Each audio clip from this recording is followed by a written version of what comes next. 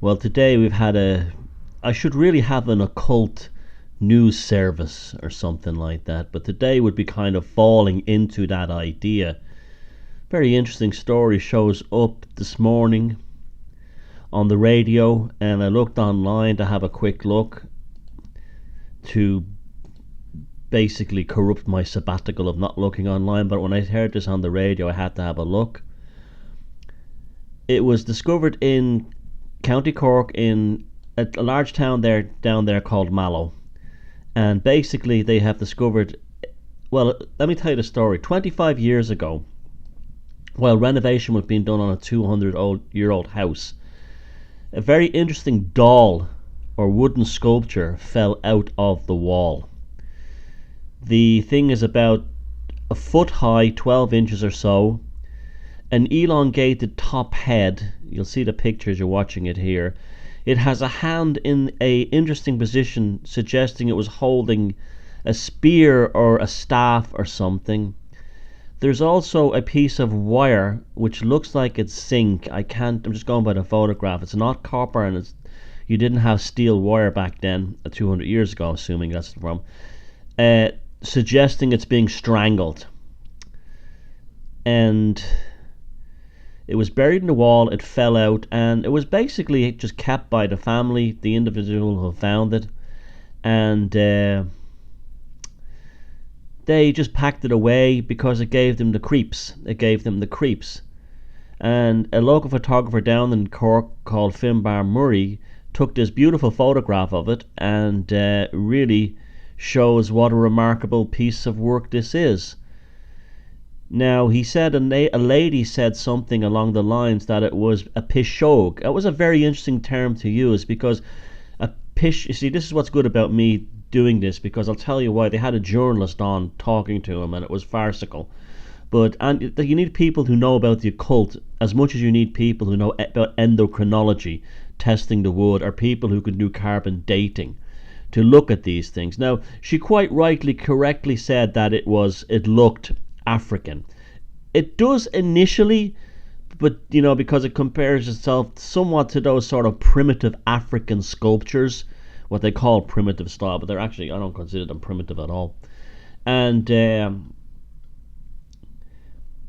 at first it does, but then the more you look at it, it doesn't. It's almost like from a school itself. It's definitely the work of an individual who made this sculpture, who wasn't trained in sculpture. So it was almost like they carved it for the first time. It has a very unique quality to it. It has an elongated skull, which is interesting in itself. Now, there's been no carbon dating or endocrinology done on this yet, so we don't know how old it is or what kind of wood was used, except that the gentleman, Mr. Murray, said that it's very, very light. That suggests that it is very, very old, and it's not a sub-Saharan African hardwood. Another thing is that the host of a radio show down in Cork, which I was listening to, suggested that it's probably 200 years ago it was brought back by the priests from the African missions. This just shows the levels of education of the people in the mainstream media. For starters, 200 years ago was the middle of the penal laws in Ireland. It was illegal to be a Catholic priest. Secondly, Africa might as well have been Pluto 200 years ago. This is long before Livingstone and the Richard Burton and the Age of Discovery in Africa. They didn't know what was in Africa, in sub-Saharan Africa. So the idea of Catholic priests who were illegal down in sub-Saharan Africa doing missionary work when nobody went down there from Europe, even the first explorers hadn't been down there, bringing back this statue is just you see, this is the mainstream media for it. This is as far they want to shut it down, because as soon as they get something they can't understand, they have to throw in any excuse will do kind of thing. And unfortunately, the gentleman listening to this believed it. I didn't believe it. He accepted it as a good idea, but he said, but he shouldn't, because it's not a good idea. 200 years ago, and Mr. Murray sounds completely legit, and the people behind it sound legit. Now, as I said, the term used for it is Piseog. That's a word in Irish to do with witchcraft. That's a word specifically to do with witchcraft. It's to do with hexing and an evil hex, putting an evil hex on someone. So clearly, some old lady said she saw it and that's what she came up with. Other people can't look at the statue and they said it looks evil. It frightens them. Well, I'm going to put forward my theory as someone who actually knows about the occult. It's a patriopathic magic. It was a voodoo doll. Someone was either trying to ward off the wickedness of someone else or trying to kill them. This is suggested by the metal wire around the neck, choking them. Perhaps someone in the neighborhood talking gossiped. You put a you imagine a rope or a wire around their neck when you have this sympathetic doll. You might even find that in the body of this doll or wrapped underneath that wire could be a hair or hairs or an object belonging to the person who they're trying to hex. In fact, the piece of wood itself may have actually belonged to the person they were trying to hex. So that's an interesting one, and it's definitely an occultic doll. It has the fact that, or if it was designed outside that, it was reused as an occultic doll because the wire around the neck is strangulation. It's to stop them from talking. Usually it's gossip. Now, in that part of Ireland, Mallow and Cork, because it's very rich and wealthy farmland, that's basically where all the wealth in Ireland came from in the agricultural age. Still today, that whole area. Butter, cheese, the best meats, everything like that come from down there. It's the gourmet centre of Ireland. It was settled by the Puritans who drove the Catholics off the land. Now the Catholics would have fled into the villages and towns like Mallow, and they still would have continued their ancient folk and magic ways.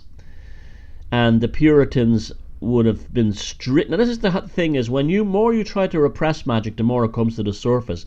If you've read my book Sorcery, the Invocation of Strangeness, you will know that in a house in Dublin on Ainger Street, they discovered at the height of the Puritan times witch marks, hex marks on the beams of the buildings. See, magic goes underground during times of religious oppression, and 200 years ago there was great religious oppression.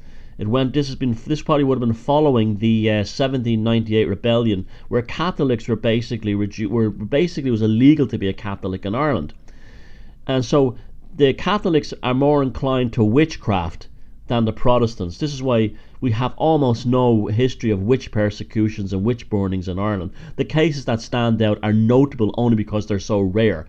As a Catholic country, like most Catholic countries everywhere, you generally don't get persecution of witches. It's a Presbyterian thing, and even in the parts of Ireland where the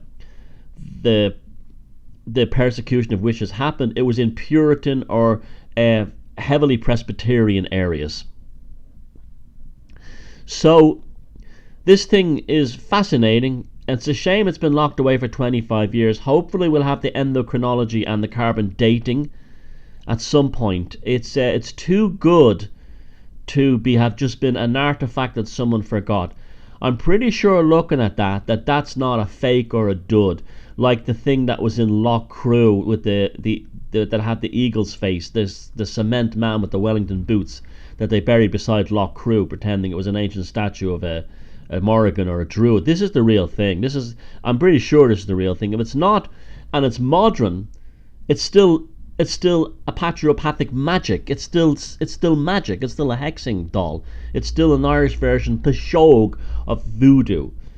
So here we go again. Magic is unleashing. Magic is coming back from the past. Magic always waits for the time for it to manifest. And it was found 25-30 years ago, but it's only reached local Irish notoriety now with this story, and my video now is going to give it global interest. So there you go. It's a fascinating thing. If anyone knows anything about African or sub-Saharan artwork styles more than I do, and I'm not an expert by any means, could you chime in on this? My theory is that this is a crude folk art hexing doll, a Piseog, made in order to hex someone in the community they hated that had possibly wore that. That's a very interesting hat. It's almost like something you would see back in the Middle Ages, and the wire was to strangle them. So it's definitely a hexing doll, and I love the photograph. You can see it here that Mr. Murray took of it. It's superb. It's how these objects should be photographed. And there also seems to be simulacrums in the body. I don't know, but if you can see between the two hands, if you look down diagonally between where the two hands were, there almost seems to be what looks like a face in there. So we could be looking at something else, maybe pertaining to an unborn child, maybe someone who got pregnant and the son was jealous. And there's also what likes to be a skirt-like structure there. Folk magic was the most powerful force in rural societies, even during the time of Christianity.